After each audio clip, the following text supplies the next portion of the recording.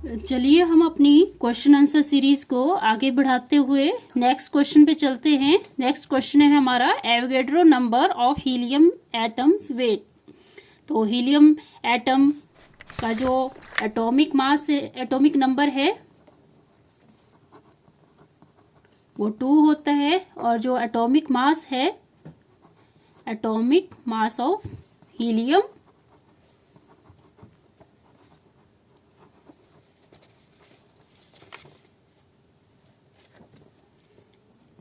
4। तो इस क्वेश्चन का क्या आंसर होगा? Avogadro number of helium atoms weight is equal to 4। Avogadro number of helium atoms weigh 4। ठीक है। नेक्स्ट क्वेश्चन है हमारे पास, the number 0.00202 has dash significant figure. तो हमने जब सिग्निफिकेंट फिगर किया था, फिगर का कंसेप्ट किया था, तो उसमें हमने क्या किया था?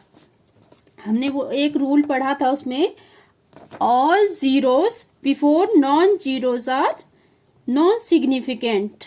जैसे इसमें क्या दिया है क्वेश्चन में? 0.00202। ठीक है। तो जो ये हैं हमारे सिग्निफिकेंट, नॉन जीरो सिग्निफिकेंट, तो इससे पहले जितनी भी जीरो हैं वो सिग्निफिकेंट फिगर काउंट नहीं होती है। तो हमारा जो आंसर आया, तो इसका जो सिग्निफिकेंट फिगर है वो 3 है। ठीक है, 1 2 3। नेक्स्ट क्वेश्चन है हमारा, the result of 15 plus 0.081 up to correct number of significant figure is. क्या दिया है हमें क्वेश्चन?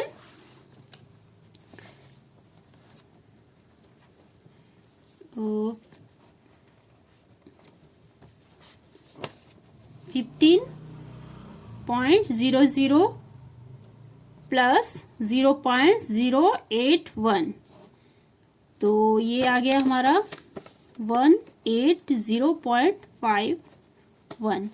तो क्या करेक्ट सिग्निफिकेंट फिगर है इसका? 15। ठीक है, करेक्ट सिग्निफिकेंट फिगर क्या है? 15। फिर है हमारे पास next question, 0.5 m means molarity of solution of NaOH contains dash gram dissolved in 500 ml of solution। तो हमें मोलैरिटी गिवन है और वॉल्यूम गिवन है इस क्वेश्चन का। ठीक है, तो कैसे सॉल्व करेंगे इसको? हमें पता है मोलैरिटी क्या होता है, हमें क्या गिवन है? मोलैरिटी गिवन है और वॉल्यूम गिवन है। तो हमें क्या निकालना है? पहले तो हमें पता होना चाहिए फॉर्मूला क्या होता है इसका, मोलैरिटी का formula.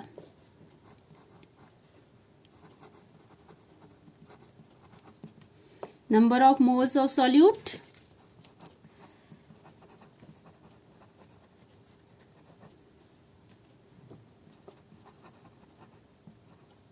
Over given volume in litre, volume in litre. ठीक है, तो हमें पहले तो number of moles of solute का पता होना चाहिए। क्या होता है number of moles of solute?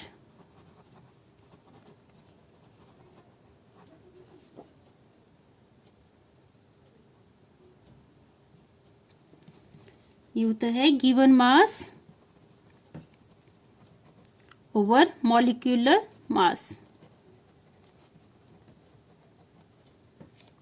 ठीक है, given mass over molecular mass. तो अगर हम इसमें पुट करते हैं ये given mass over molecular mass over volume in litre, हमें क्या दिया है? ml में दिया है 500 ml। तो यहां से गिवन क्या है? मोलैरिटी गिवन है। मोलैरिटी क्या दी है हमारे पास 0.5 m।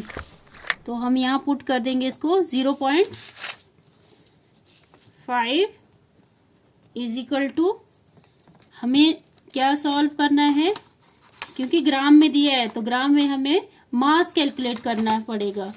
तो गिवन मास हम मान लेते हैं x है, और मॉलिक्यूलर मास ऑफ NaOH कितना होगा, NaOH का मॉलिक्यूलर मास होता है सोडियम का 23 प्लस ऑक्सीजन का 16 प्लस हाइड्रोजन का 1। तो जो molecular mass of sodium hydroxide बनेगा वो बनेगा 40 ओवर 500 ml। अब ml जो है वो भी हमें कन्वर्ट करना पड़ेगा लीटर में, ठीक है। तो x ओवर 40 ओवर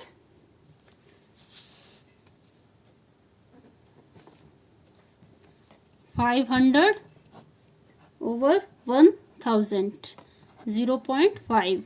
तो जब हम इसको कैलकुलेट करेंगे x ओवर 40 इंटू 1000 ओवर 500, 0 से 0 कैंसिल, 0 से 0 कैंसिल, तो x ओवर 20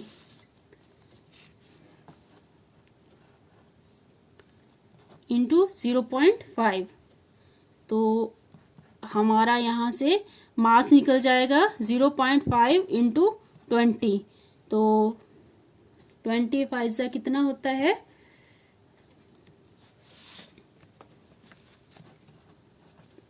25 से 100। तो ये आ जाएगा हमारा मास ग्राम में। तो इस क्वेश्चन में क्या आ जाएगा, 0.5 m of the solution of NaOH contains 10 gram dissolve in 500 ml of solution, ठीक है। नेक्स्ट क्वेश्चन है हमारा, mass of 12 atomic mass unit correspond to mass of dash gram atom. तो हमें पता है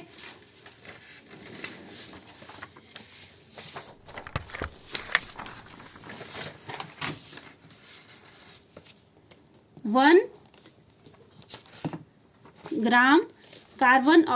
कार्बन एटम्स किसके इक्वल होता है, 12 एटॉमिक मास यूनिट के बराबर होता है, ठीक है।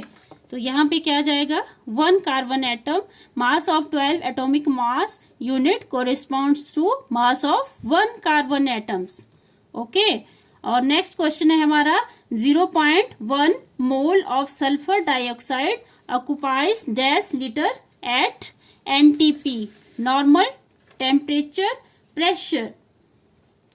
तो जब हमने नॉर्मल टेम्परेचर प्रेशर के जो कंटेंट्स थे वो पढ़े थे, तो उसमें मैंने बताया था कि 1 मोल ऑफ ऑल गैसेस, ठीक है, 1 मोल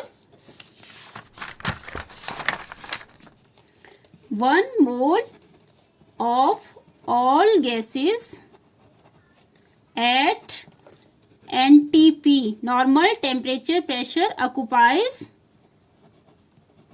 22.4 लीटर, 22.4 लीटर। तो इसका क्या आंसर होगा, 0.1 mole of sulphur dioxide occupies 22.7 litre at normal temperature pressure. Next question है हमारा, the gram molecule of benzene is equal to. तो बेंजीन का फॉर्मूला हमें पता है, बेंजीन का फॉर्मूला होता है C6H6, ठीक है। और जो एटॉमिक मास है कार्बन का वो होता है 12 और हाइड्रोजन का एटॉमिक मास 1। तो 12 6 72 प्लस 6, तो ये आ जाएगा 78 ग्राम। तो the gram molecules of benzene is equal to 78 gram, okay. Then next question, to prepare 1 litre of 5 m capital M हो तो इसका मतलब होता है molarity, okay. Molarity of HCl solution dash liter of 10 m, मतलब molarity दी है, एक मोलैरिटी ये दी है और दूसरी मोलैरिटी ये दी है। HCl solution be diluted. तो हमें गिवन क्या क्या है, गिवन जो दिया हुआ है उसको हम लिख लेते हैं। पहले तो हमें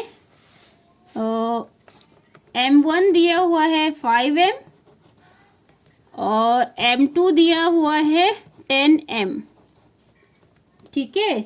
और वॉल्यूम दिया है हमें 1 लीटर, और जो सेकंड वॉल्यूम है, क्योंकि लीटर में हमें कैलकुलेट करना पड़ेगा ये, तो सेकंड वॉल्यूम की जो क्वांटिटी है, जो वैल्यू है, वो हमें कैलकुलेट करनी पड़ेगी। तो मैंने इसमें आपको बताया था कि जो मोलैरिटी इक्वेशन है वो हमने यहाँ पे लगानी है। तो उसका क्या फॉर्मूला है, M1V1 is equal to M2V2। Okay, तो इसमें हम कर देते हैं M1 क्या है 5 और वॉल्यूम दिया है हमें 1 लीटर और मोलैरिटी सेकंड दिया है 10m और वॉल्यूम 2 हमें कैलकुलेट करना है, ठीक है। तो 5 × 1 और जो 10 है ये 10 जो है ये नीचे आ जाएगा और यहाँ से हम वॉल्यूम कैलकुलेट कर सकते हैं। तो ये वॉल्यूम आ जाएगा हमारे पास 5/10 means volume is equal to 0.5 litre. तो इसका आंसर क्या आ जाएगा 0.5 लीटर। फिर है हमारा नेक्स्ट क्वेश्चन।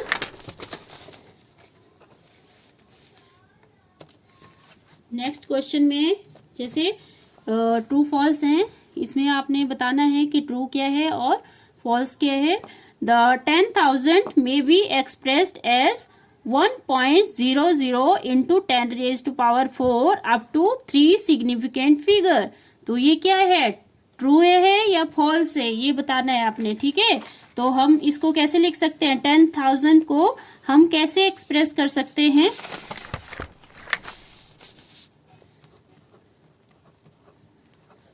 हम इसको ऐसे भी एक्सप्रेस कर सकते हैं, ओके।